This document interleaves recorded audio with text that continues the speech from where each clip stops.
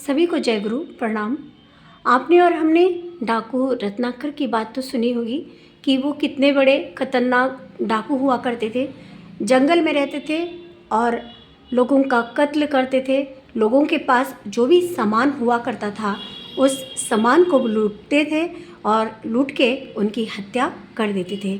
इस तरह से कई बरस बीत गए, मगर उनका ये कत्ल करने का और लोगों से इस तरह से लूटपाट करने का जो एक रास्ता था वो रुक ही नहीं रहा था। वो इसी रास्ते पे, पाप के रास्ते पे बहुत द्रुत गति से आगे बढ़ते जा रहे थे। जब बरसों ये काम वो कर रहे थे, तब एक बार की बात है कि उसी जंगल से महर्षि नारद मुनि गुजर रहे थे। महर्षि नारद मुनि जैसे ही उनको दिखे वो तुरंत उनके सामने चले आए और बोलने लगे, मैं तुम्हारा कत्ल कर दूंगा। नारद मुनि उनकी आंखों की ओर देखते रहे, उनकी आंखों की ओर ऐसे एकटुक देखते रहे। फिर उन्होंने ये उनसे बोला कि क्या तुम्हें डर नहीं लग रहा? मैं तुम्हें इस तरह से देख रहा हूँ, क्या तुम्हें डर नहीं लग रहा? फिर जानते हैं नारद मुनि ने उनसे क्या कहा? नारद मुनि ने कहा, मुझे डर क्यों लग रहा? आखिर डर किस बात की? इसमें डरने वाली कोई बात नहीं।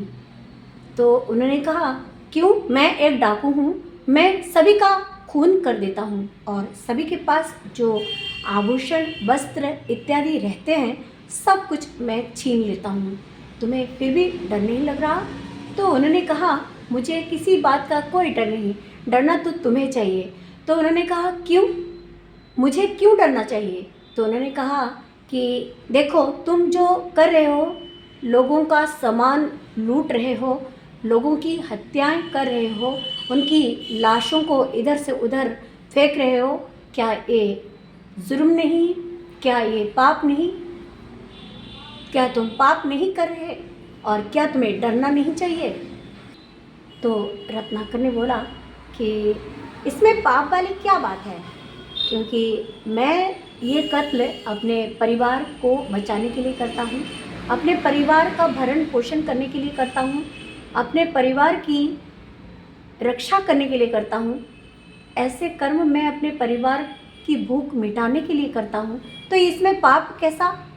तो उन्होंने समझाया कि देखो, भरण पोषण करना एक बात है, मगर वो अच्छे रास्ते से इनकम करके, रुपए कमा के उस पैसे से परिवार का भरण पोषण करना चाहिए, ना कि इस तरह से लोगों की हत्याएं करके, उनको लूट के। इस तरह से तुम अपने परिवार का भरण पोषण तुम्हें करना चाहिए। तो उन्होंने कहा कि अच्छा, तो क्या ये पाप कर्म कैसे हुआ, मुझे समझा दो। तो उन्होंने कहा कि अच्छा, तुम एक काम करो, अपने घर जाओ, घर जाकर अपने पत्नी, अपने पिता, अपने माता, अपने बच्चों से पूछो कि मैं जो कार्य कर रहा हूँ क्या ये पाप कार्य है? क्या मैं जो कर रहा हूँ क्या ये पाप कार्य है? एक बार पूछो जाके अपने घर वालों से। फिर ये बोलते हैं कि अच्छा, मुझे समझ में आ गया कि तुम जो है मुझे घर भेज के यहाँ से भाग जाओगे और मैं तुम्हें लूट ना पाऊँ, यही इरादे से तुम मुझको ऐसी बातें बोल रहे हो। तो फिर महर्षि ने बोला कि अच्छा ठीक है, तुम्हें मुझ पर भरोसा नहीं तो तुम मुझे एक पेड़ से बांध के रखो, फिर उनसे पूछ के आने के बाद फिर मेरी हत्या कर देना। फिर उनको ऐसा लगता है कि अब तो लगता है कुछ बात है, तो फिर उनको बांधते हैं। बांध के फिर वो अपने घर जाते हैं। घर जाके उनके जो घर वाले होते हैं, उनकी जो पत्नी होती है, पत्नी उनसे वो पूछते हैं कि बताओ कि मैं जो कर रहा हूँ क्या ये पाप कार्य है? क्या ये पाप कार्य है? तो उन्होंने ये कहा कि स्वामी, आप जो कर रहे हैं ये पाप कार्य ही है, क्योंकि आप किसी की हत्या करके पैसा कमा रहे हैं। तो उन्होंने कहा कि अच्छा, फिर वो अपने पापा के पास जाते हैं, माँ के पास जाते हैं, अपने पिता माता से पूछते हैं कि क्या मैं जो कार्य कर रहा हूँ क्या ये पाप कार्य है। तो उनके माता पिता ने भी उन्हें यही उत्तर दिया। वो फिर बच्चों से पूछते हैं, बच्चे भी यही उत्तर देते हैं। फिर उसके बाद वो फिर से जंगल में चले जाते हैं और जंगल में जाने के बाद वो महर्षि से ये बोलते हैं कि हाँ उन्होंने ये बोला है। तो फिर महर्षि बोलते हैं कि अब तुम उनसे पूछो कि क्या वो तुम्हारे पाप के हिस्सेदार बनेंगे। तुम जो पाप कार्य कर रहे हो क्या वो इसमें से भाग लेंगे, कुछ आधा आधा करके भाग लेंगे। तो फिर वो बोलते हैं कि ठीक है आप कह रहे हैं, फिर से जा रहे हैं। वो जाते हैं अपने घर में। वो फिर से पूछते हैं कि मैं जो कमा रहा हूँ, ये पाप के रास्ते से जो कमा रहा हूँ, इसका क्या मेरा जो पाप होता है, पाप बनता है, क्या तुम इस पाप को आधा आधा बांट सकते हो। तो उनकी पत्नी ने कहा कि हम कैसे बांट सकते हैं, आप जो कर रहे हैं आपका कर्तव्य है हमें खिलाना पिलाना, मगर अगर आप कोई पाप कार्य करते हो तो इसकी सज़ा केवल आपको ही मिलेगी, हमें नहीं। इसी तरह से माँ बाप से भी पूछते हैं तो माँ बाप ने भी यही उत्तर दिया। अब वो फिर निराश होकर जंगल की ओर जाते हैं और महर्षि से यही बात बोलते हैं कि हाँ उन्होंने सबने एक ही बात कही है कि इस पाप का भागीदार केवल मैं ही हूँ। तो जिनके लिए मैं कमा रहा हूँ, जिनके लिए भरण पोषण के लिए मैं ये सब हत्याएं कर रहा हूँ, तो मुझे तो फिर ये रास्ता त्याग देना चाहिए।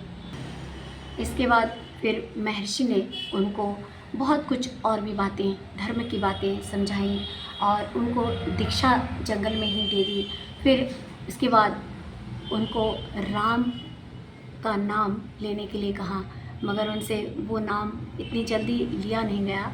तो एक मरे हुए वृक्ष को उन्होंने बताया कि अब तुम मरा मरा बोलो। तो फिर मरा मरा बोलते बोलते फिर धीरे धीरे वो राम बोलने लगे।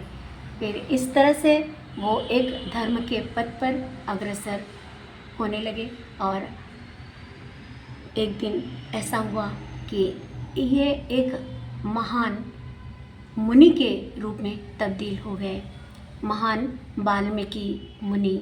ये आपने सब ने ये स्टोरी सुनी होगी, ये कहानी सुनी होगी। आप सभी को जय गुरु प्रणाम।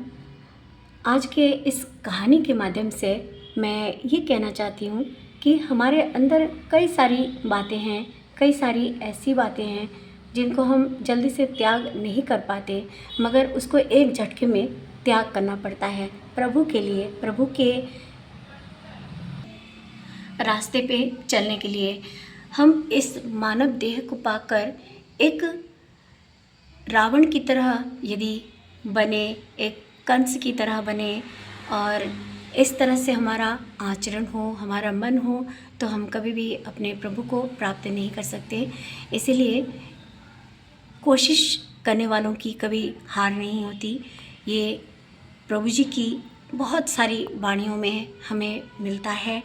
और जिसने एक बार पथ पर चलने का निश्चय ले लिया है, ईश्वर के पथ पर चलने का निर्णय ले लिया है, तो लाख तकलीफ़ें आए, लाख मुसीबतें आए, प्रभु ही उनका हाथ थाम के उनको अपनी मंजिल की ओर ले जाते हैं। हम सभी के जीवन में एक पथ प्रदर्शक, एक गाइड ज़रूर आते हैं और जिन्होंने प्रभु को प्रेम किया है तो उनको इसका एहसास भी होता है और वो लोग देख भी पाते हैं, जान भी पाते हैं, अपने जीवन में अच्छी तरह से चल भी पाते हैं। और आप और हम क्या बता सकते हैं कि ये जो डाकू रत्नाकर थे, तो इन्होंने कभी सोचा था कि ये इतने महान ऋषि बन जाएंगे, महान वाल्मीकि मुनि बन जाएंगे। ये क्या इन्होंने कभी भी सपने में भी कल्पना की थी? तो ईश्वर की कृपा जिनके ऊपर हो जाती है, बहुत बड़े से बड़े बदलाव इंसानों के जीवन में आ जाते हैं। परंतु वो बदलाव तभी आ सकते हैं जब इंसान के मन में प्रभु के श्री चरणों के प्रति समर्पण होने की पूर्ण भावना हो, पूर्ण भाव हो। तभी वो उनका जीवन इस ऋषि की तरह, मुनि की तरह ही बन जाता है, जो खुद एक सुंदर रास्ते में होके लोगों को पथ के कांटे साफ करके पथ में दिया जलाने और सभी के जीवन को रोशन करने के लिए प्रेरित करते हैं।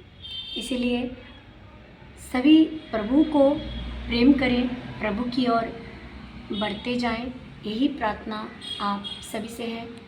ईश्वर सभी की मंगल करे, ईश्वर सभी की रक्षा करे, ईश्वर सभी के जीवन में खुशहाली लाए, सुख लाए, समृद्धि लाए, वैभव लाए, ऐश्वर्य लाए, आनंद लाए।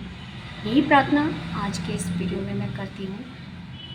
आप सभी को प्रणाम व जय गुरु। वंदे पुरुषोत्तमम।